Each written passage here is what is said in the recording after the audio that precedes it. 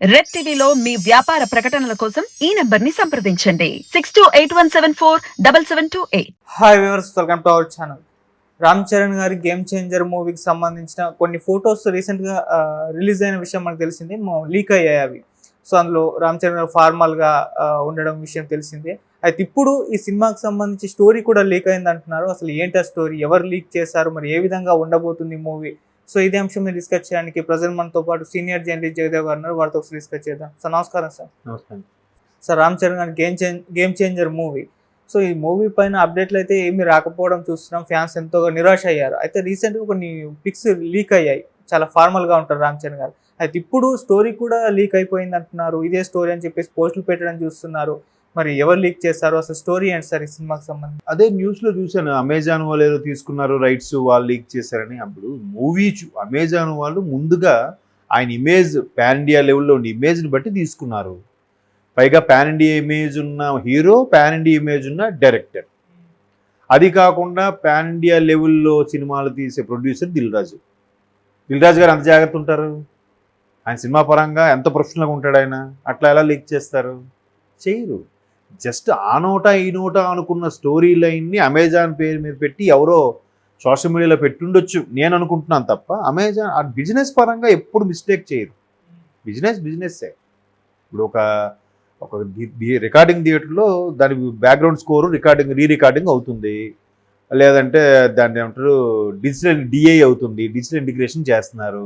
దానికి ఒక 4 track 6 track types 8 track ఇప్పుడు అన్నీ వచ్చాయి, 8Dలు అని వచ్చాయి కదా, అట్లా ఎడిట్ చేస్తున్నారు. చేసినప్పుడు ఎవడైతే ఎడిట్ చేసి ఆడు లీక్ చేసి రేపు పొద్దున ఆడి దగ్గరికి ఎవడైనా వస్తాడా? ఆడు కడుపు కొట్టినట్టేగా. అట్లా ఎవరు బిజినెస్ పరంగా ఎవ్వరు అట్లా చేయరు, మిస్టేక్ చేయరు. ఈవెన్ అతడులో డైలాగ్ ఉంటుంది, నువ్వు డబ్బులు తీసుకుని పారిపోతే అంటే నాకు మోసం చేయడం రాదు, మర్డర్ చేయడం వచ్చి కానీ మోసం చేయడం రాదు అంటే అది కూడా ఒక పక్క డీలు. సుపారీ తీర్చుకుని మర్డర్ చేసే వాళ్ళు కూడా పక్కగా ఆ విషయంలో జెన్యున్గా ఉంటారంట. అలాగా బిజినెస్ పరంగా కూడా ఎప్పుడు డీల్స్ ఎప్పుడు ఓకే ఉంటాయి. బట్ వీళ్ళు ఎవరో ఏంటి స్టోరీ లేనంటే ఎవరో ఆ సినిమాకి అసిస్టెంట్ డైరెక్టరో లేదా సెట్ బాయ్లో చేసిన ఎవరో లీక్ చేసిన మ్యాటర్ని ఇలా తీసుకొచ్చుంటారు బహుశా. కాకపోతే ఎక్కడ ప్రాబ్లం వచ్చిందంటే గేమ్ చేంజర్ షూట్ అవుతున్నప్పుడే రామ్ చరణ్ కన్నా డైరెక్టర్ శంకర్ గారు ఎక్కువ గ్యాప్ తీసుకోవడం, ఆ తర్వాత భారతీయుడు 2కి ఆయన షిఫ్ట్ అవ్వడం, అక్కడ మళ్ళీ కమల్ హాసన్ గారు నెక్స్ట్ రాబోయే ఎన్నికలు బిజీగా ఉంటారు కాబట్టి ఆయన డేట్స్ ఖాళీగా ఉన్నప్పుడే అది షూట్ చేసుకోవాలని శంకర్ గారు ఇక్కడ చరణ్కి ఒప్పించేయడం. లక్కీగా చరణ్ కూడా వాళ్ళ మిస్సెస్ క్యారింగ్ ఉన్నప్పుడు, పాప పుట్టినప్పుడు, ఒక పాపకు సంబంధించిన కార్యక్రమాలు చేసుకున్నప్పుడు ఈయన కూడా 1 మంత్ ఎంతో గ్యాప్ తీసుకోవడం, లైక్ పెటర్నిటీ లీవ్ అంటారు చూసారా, మీ లేడీస్ అయితే మెటర్నిటీ, వీళ్ళు పెటర్నిటీ లీవ్ లాగా ఈయన గ్యాప్ తీసుకోవడం, ఇట్లా గ్యాప్ వచ్చేసింది. బట్ అక్కడక్కడ మీరు అన్నట్టు సూట్ వేసుకున్న ఒక బిజినెస్ మ్యాన్ లాంటి కొన్ని పోస్టర్స్ రిలీజ్ చేశారు. ఆమె ఎవరు, భరత్ అనే నేనులో హీరోయిన్గా యాక్ట్ చేశారు. ఇంతకుముందు చరణ్తో కూడా చేశారు.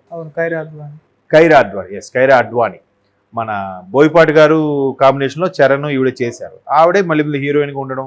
మన శ్రీనివాస్ రెడ్డి గారు ఒక కీ రోల్ పోయి, కమెడియన్ శ్రీనివాస్ రెడ్డి గారు, అఫ్కోర్స్ కమెడియన్ అనకూడదేమో ఆయన, హీరో అని కూడా అనాలి, హీరో కూడా చేశారు.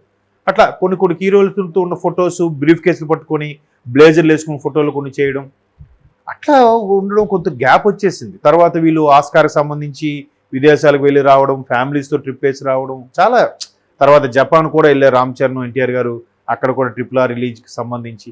ఇట్లా గ్యాప్, ఆ గ్యాప్ ఈ గ్యాప్ శంకర్ గారు కూడా డైవర్ట్ అవ్వడంతో అది పోస్ట్ పోన్ అవుతూ వస్తుంది. వేరే రీజన్ లేదు. ఎందుకంటే రామ్ చరణ్ గారు ఇప్పుడు ఆ సినిమా అయిన వెంటనే బుచ్చిబాబు సానాతో రెడీగా ఉన్నారంట. ఒక విలేజ్ అట్మాస్ఫియర్ విత్ గేమ్, ఒక విలేజ్ గేమ్ పెట్టి ఏదో చేయడానికి ఆయన 3 ఏళ్ళు ఉప్పెన హిట్ తర్వాత కూడా ఆయన గ్యాప్లో కూర్చున్నాడు. ఆయన రామ్ చరణ్తోనే సినిమా చేస్తాను, ఆయన మైండ్లో పెట్టుకునే ఈ స్టోరీలను రాసుకున్నాను అన్నట్టుగా బుచ్చిబాబు సానా రెడీగా ఉన్నాడు ఆయన. ఇది కంప్లీట్ అయిన మరుక్షణం ఆల్మోస్ట్ గేమ్ చేంజర్ అయిపోయి వచ్చిందని వింటున్నాను నేను కూడా. పోస్ట్ ప్రొడక్షన్ వర్క్స్ ఏవో ఉన్నాయి, డబ్బింగ్ అలాంటి ఫినిషింగ్ ఉన్నాయి, ఆల్మోస్ట్ అన్నీ అయిపోయి. లాస్ట్ మంత్ వరకు కూడా ఒక సాంగ్ ఏదో పెండింగ్ ఉందన్నారు, మేబీ అది కూడా అయిపోయింది. ఇంకా పోస్ట్ ప్రొడక్షన్ వర్క్సే ఉన్నాయన్నారు. ఇంకా రీరికార్డింగు, బ్యాక్గ్రౌండ్ స్కోరు, డిజిటల్ ఇంటిగ్రేషను, ఎట్లాగా దాన్ని ఏ టైం రిలీజ్, ఇంకా అవి ఫర్దర్ ఎలాగో ఉంటాయి. అన్నీ అనుకున్న జరిగితే రేపు సమ్మర్లో రిలీజ్ చెయ్యాలి. బట్ ఎన్నికలు వాడి, సమ్మర్ అంటేనే వేడి, దానికి తోడు ఎన్నికలు వేడి ఒకటి. సో ఎంతవరకు బట్ అందరికీ హాలిడేస్ కాబట్టి ఎక్కువ చూడడానికి ఇంపార్టెన్స్ ఇస్తారని సమ్మర్లో రిలీజ్ పెట్టుకుంటారు. బట్ ఇంతవరకు ఏం అవ్వలేదు కాబట్టి నింపాదిగా కూల్గా శంకర్ గారు ప్రతిదీ కూడా మన జక్కన టైప్లో అన్నీ కీన్ అబ్జర్వ్ చెప్తుంటారు కాబట్టి అందుకు లేట్ అయ్యింది వచ్చింది నా అభిప్రాయం. అంతేగాని స్టోరీ లైను ఏదో నిజాయితీపరుడు ఐఏఎస్ ఆఫీసర్ అని వింటున్నాను, అది చెప్పలేం. అలా అనుకుంటే చాలా వచ్చే శంకర్ గారివి. ఇప్పుడు అపరిచితుడు కూడా లంచం తీసుకునే దాని మీద, భారతీయుడు కూడా లంచం తీసుకునే కాన్సెప్ట్ మీదే, జెంటిల్మెన్ కూడా లంచం తీసుకునే కాన్సెప్టే. అంటే మూలం ప్రతి స్టోరీలకి కూడా మూలం అదే ఉంటుంది. జెంటిల్మెన్లో కూడా అంతే కదా, లంచాలకి కక్కుర్తిపడే మెడికల్ సీట్ దొరక్క ఫ్రెండ్ చనిపోయాడని ఈయన జెంటిల్మెన్గా అవతారం ఎత్తాడు. భారతీయుడు అంతే, కూతురు ట్రీట్మెంట్ కోసం లంచం అడిగారని చెప్పి భారతీయుడు లంచం అడిగా ఉన్నందుని చంపుకుంటూ వెళ్తుంటాడు.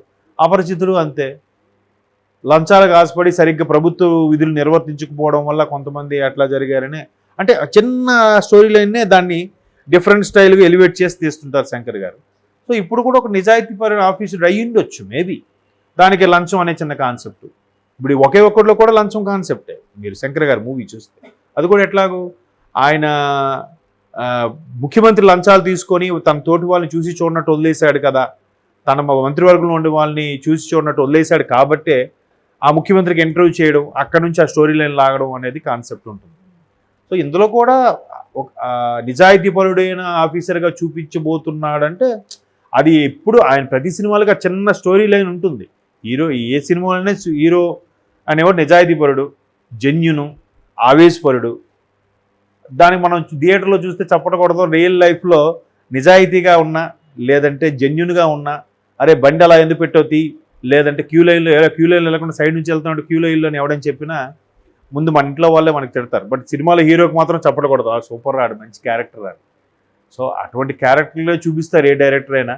అందుకు శంకర్ గారు కూడా అలాగే చూపిస్తారు, మంచి నిజాయితీపరుడు, మంచివాడు, అమాయకుడు లేదా జెన్యున్గా ఉండే పర్సన్ అన్నట్టుగా చూపిస్తారు.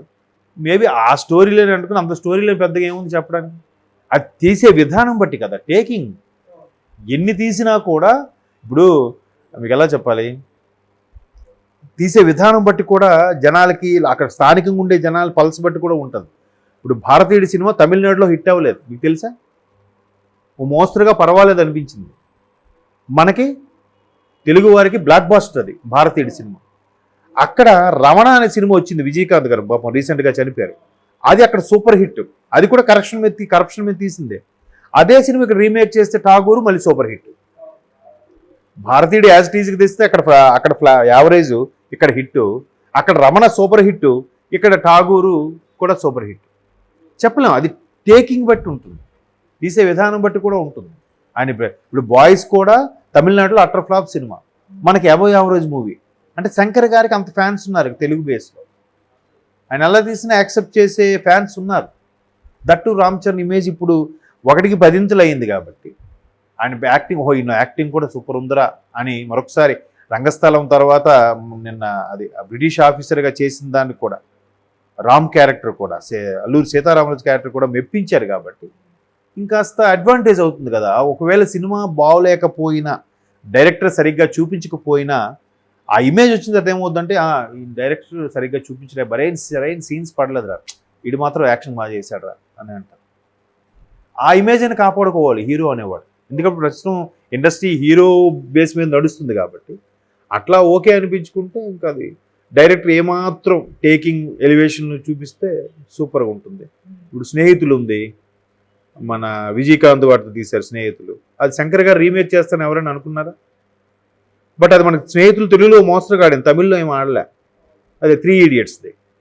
సో అట్లా టేకింగ్ బట్టి ఉంటుంది, అక్కడ ఉండే స్థానికంగా ఉండే ప్రజల పల్స్ బట్టి కూడా ఉంటుంది. కాబట్టి చూద్దాం ఎట్లా ఉంటుంది అని.